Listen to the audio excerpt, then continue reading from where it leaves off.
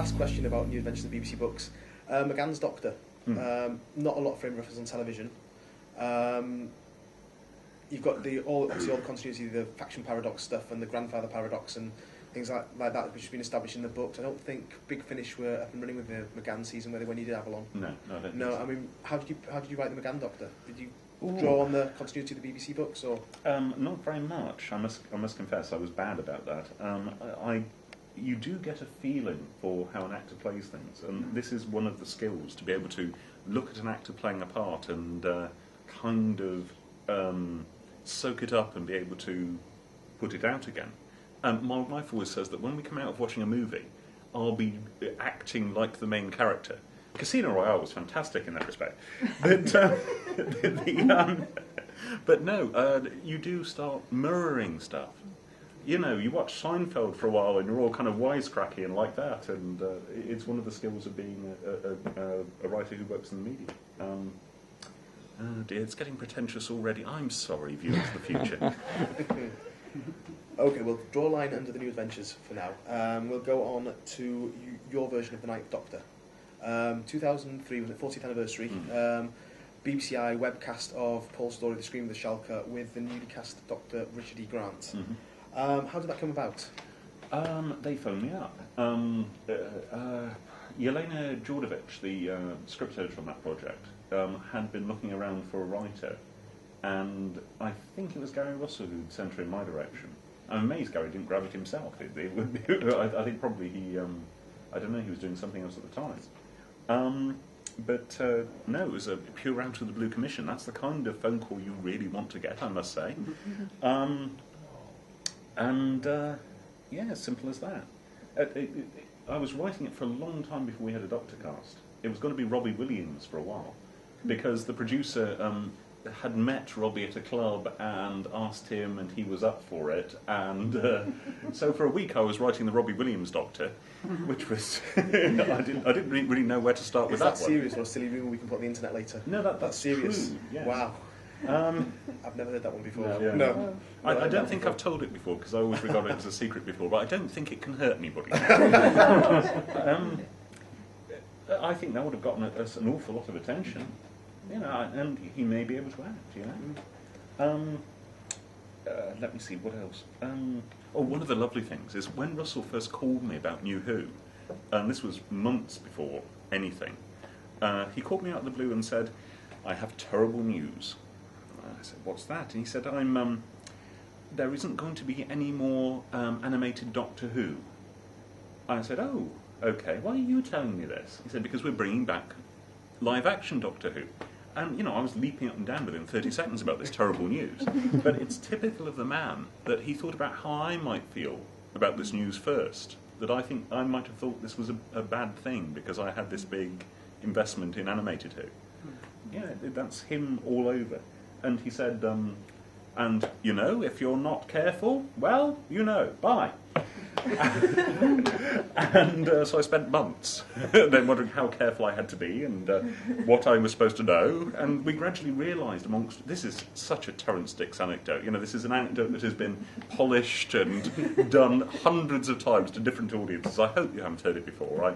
I will come to a point where I will just discard all my old repertoire, as many Who folk don't, because simply, you know, that's what you've got. As a writer, you've got about 7 anecdotes. You know, you've got to, you know, cherish them and keep them, and you know, gradually, being writers, we embroider them. We're allowed to. But when he finally did call me, I was putting some oven chips in, and I know that because he said, "Now, what are you doing now?" And I said, I'm putting some oven chips in. And he did 5 minutes about how lovely oven chips were and how they were the food of the people, and then took him back to his grandma's. And I'm not sure they can have had oven chips when Russell's grandma was about, but anyway.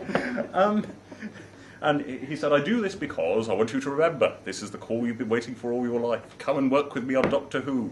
And so I put down my oven chips and I followed him. And for the 2 parts of the new one, I know where I was that time as well, because I just opened a letter from the owners of my building, the estate agents, which said, "P.S. we gather congratulations are in order and that you're writing for the new series of Star Wars. And I thought the rent's got to go up. And he immediately called and said, well, so here I am again. That was very nice. I was saying about chips there, food of the people. Chips get a lot of mentions from Russell T in the show, don't they? Yes. Every time he's trying to mention the mundane and the ordinary, he seems to come up with this chips metaphor. He must have been so pleased I was Yeah. doing that. Yeah. If I'd said, well, I'm betting on roulette at Monte Carlo, he'd have gone, oh well, no. So you're saying your Doctor wasn't in Shalka wasn't written specifically for Richard E. Grant? No, obviously we did, once he was cast, we did drafts since then and put it in his direction. Did you have anyone in mind when you were sort of originally drafting Shalka? Not really, you don't work like that. Right. I'd written 4 or 5 drafts of Father's Day before Chris was cast, and Billy was cast. You have the, we had the script of Rose handy, that Russell had sent around to all of us, and you get the character from that, and you write the character based on that, and the actors really have to, fit in with that. I did say to a production meeting about the script of Rose, this sounds like Christopher Eccleston, which made everybody look at each other. I'm very proud to have done that. But, yes. Excellent. Richard E. Grant then, onto himself. Would he work as a full-blown TV Doctor in this day and age, do you think? It's not how I would have framed the character for a TV comeback. I say this in retrospect, having had a masterclass in how to write Doctor Who for the mainstream for the last 3 years. It's a niche Doctor. He is very consciously outside of the mainstream and doesn't like it, and is one of us, is an outsider figure. And he's an aristocrat, he's a loner, all things that would send a mainstream audience running for the hills. However, I think I may, if I were called upon immediately after that to do a live-action show, I don't think I would have learned that. I think I would have done a similar sort of Doctor and watched as nobody showed up as an audience. Did you have a hand in his casting, in Richard E. Grant's No. casting? No. Didn't have a hand in it at all? No, but writers don't. No. Unless you're a showrunner like Russell, we're asked. I've been asked recently about casting on the two-parter. But I didn't honestly have any ideas. Right. No, I haven't given anything away. That's fine. Bit of a silly question, but obviously novels, audio, TV. Have you got a favourite medium you prefer writing Novels. Yeah. I'm a novelist. I've got 2 SF novels out there. I'm 66,000 words into a new novel, which is called Chalk. It's a fantasy novel about a boy who is at school in 1982 and 1983, and the horrible, horrific things that happen to him, with pop music and magic.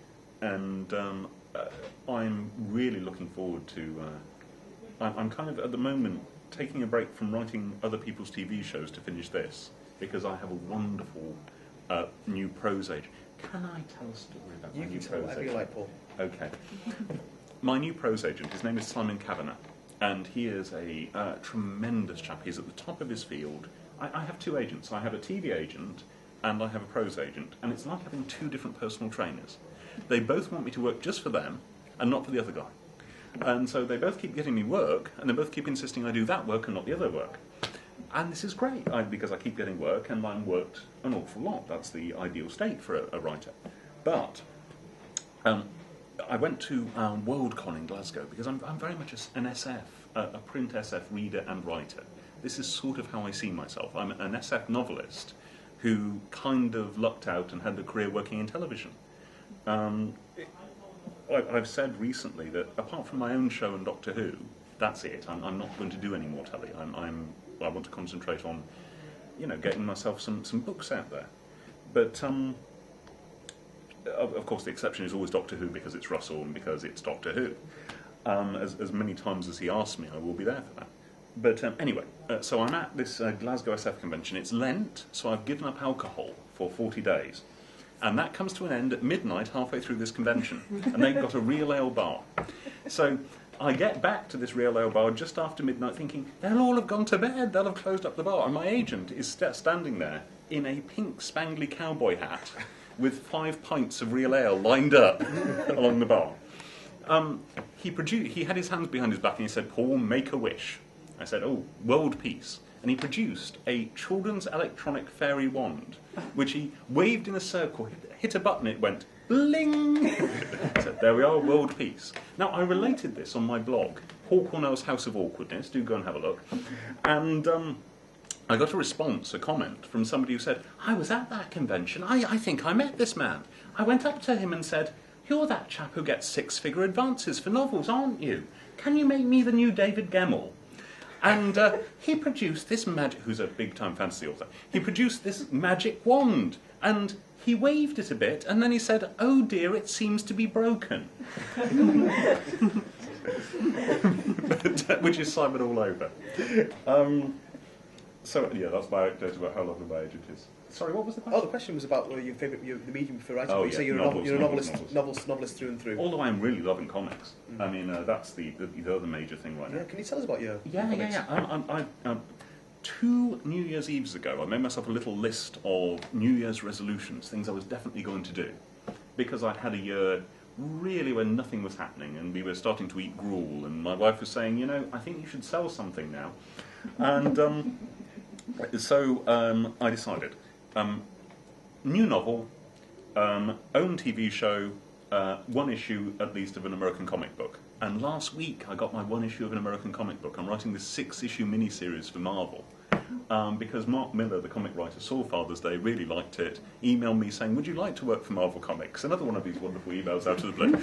And I pitched them something and they really liked it. It's Wisdom, which is one of Marvel's minor X-Men, in British intelligence adventures against the unknown. This first issue is about him taking on a bunch of fairies, which is kind of, in light of the Torchwood episode that went out the same damn week, a huge coincidence. So that's a huge ambition achieved, and I'm really loving that. You expect Marvel editorial to be all kind of gangsterish and hardcore and chomping on big cigars and kind of grrr, but they're so sweet and laid back and kind of West Coast and really the sweetest editorial process. And they've said they want me to do more stuff, which is music to my ears. I'm really pleased with that. And the reviews for Wisdom have been absolutely wonderful. So yes. Excellent. Now I'm going to go on to Big Finish, because you've done a couple of them and one in the pipeline as well. Mm-hmm. I'm going to go to your McGann one first, Seasons of Fear. Ah, yes. And you brought back the Nymon. Yes. Gary Russell came up to me in a convention hotel bar and said, "We should bring back the Nymon." Because he'd been listening to Doctor Who monsters. He'd got just a bunch of Doctor Who videos, and rather than watch them, had just been putting different monsters on and listening to them to decide which monsters he should use for Big Finish. And the Nymon have got great voices. And some of the more iconic monsters haven't got that good voices. I mean, you could base it, you couldn't really tell it was a Sontaran, you think it was somebody shouting.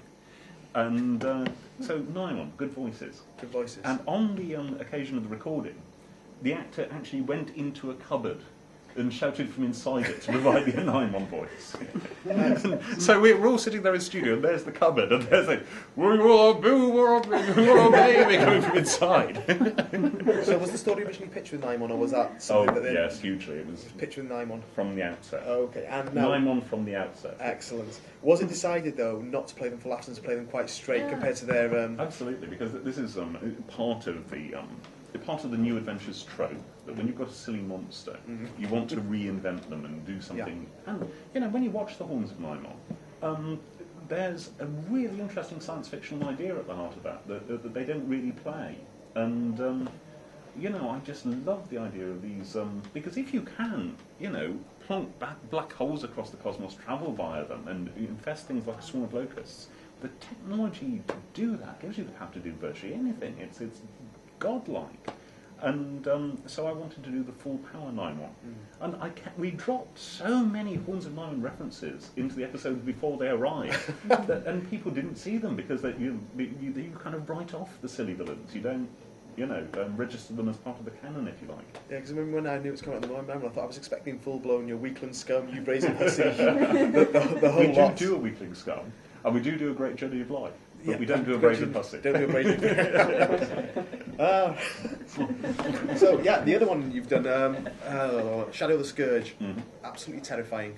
Well, Big Finish's lowest selling title. Really? So, yeah, it's pretty terrifying for me too. Oh, it's absolutely terrifying. I mean, Dr. Ace and Bernice. I mean, don't keep emphasising that. They might bite if you don't keep saying it's absolutely terrifying.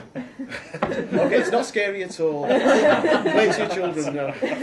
But it's because they put Sidestep on the side of that and the Holy Terror. Holy Terror has got the critical reputation now that it was the other smallest selling audio for a long time, but now that's gone up because people realise how good Rob is.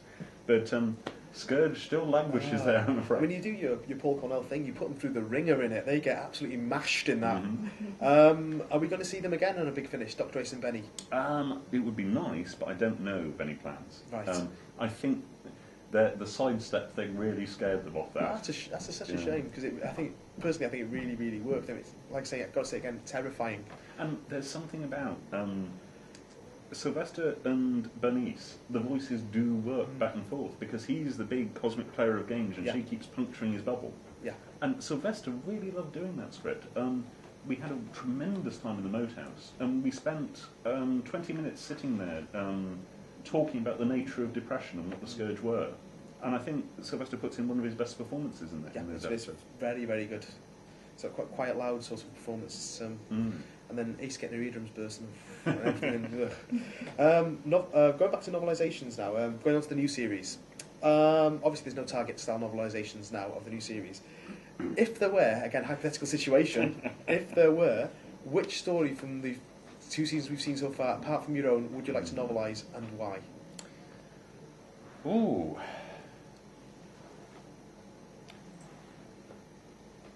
Well, obviously I'm a huge fan of Moffat. I mean, you know, he was the best man at my wedding. I am the godfather to his oldest son. He got my Hugo Award. I think I wouldn't mind doing the Girl in the Fireplace. I think there's a very nice David Whittaker or Dennis Spooner style novel to be written there. The Donald Cotton role. I think that would really play out nicely. Yeah, I can imagine. Is there? I mean, there's probably no plans to do the Target style novelisations anymore. They're just the standard BBC books. Rather wonderfully, Terence is now writing a Young Reads Doctor Who novel. I believe that's been announced, and it's nice to have him back as part of the fold. We went out on this huge dinner recently. I keep digressing, and that's fine. Well, I noticed you sort of getting a little nervous about the digressions, going, what's going on? No, that's fine. I'm not really nervous. I'm terrified of everything. Well, you see, boo! I shouldn't. That's cruel, isn't it? But anyway, we had a big charity dinner recently, a gathering of Doctor Who writers, and for Mark Miller, the comics writer I've already mentioned, has a favourite charity, which is an attempt to find a cure for Crohn's disease, a terrible gastric thing which he suffers from. It's awful. Stomach complaint doesn't cover it. It's life-threatening. And if you can imagine suffering from a life-threatening stomach complaint, it's about the worst it can get. Anyway, he's found a professor at one of these medical institutions who's really on the path to a cure and is piling charitable effort in getting money to this guy. So, as a gesture to that, we held an eBay auction for a night out on the town with me and Stephen Moffat. And 3 lovely Americans bid more than $2,000 for this, which staggered us. So we brought in as many Doctor Who writers as possible and had a night out with the 2 of us, Rob Shearman, Stephen Greenhorn, Gary Russell, Terence Dix, Tom McRae. Think that was it. But we asked everybody, and everybody wanted to do it, but various people were off doing things. Toby Whitehouse now has a career as a stand-up comic and had a gig, which surprised me. But he's doing very well. That doesn't surprise me. He's very good at... I have a naturally sarcastic tone of voice. It's terrible. But, he's a very good stand-up comic. We invited Terence along because he's not on the new series, but he's very much our guru, and we were very pleased to find that he was writing a new series book, which is absolutely glorious. I mean, all those of us who work on the show, we adore Terence. He's the life and soul of Doctor Who. He's the old blues guys, you know, he's the one, if you have a question about structure, he's the one who can answer it. My wife is privileged to access the Bodleian Library in Oxford, which has a copy of every book published in English. And that has a kind of Terence wing. His 600 or so titles for young readers. I really want to wander down there, but I can't. I don't have access. There's a world of Terence, and I can't get there. That's my life, really. But definitely wandered off the point that one. I think I must have covered it somewhere. What was the question? Oh, it was about novelising a story Yes. from the new series if there were a target style. Right, but there is kind of a target style, which is this young readers thing that Terence is doing. That was the point I was getting to.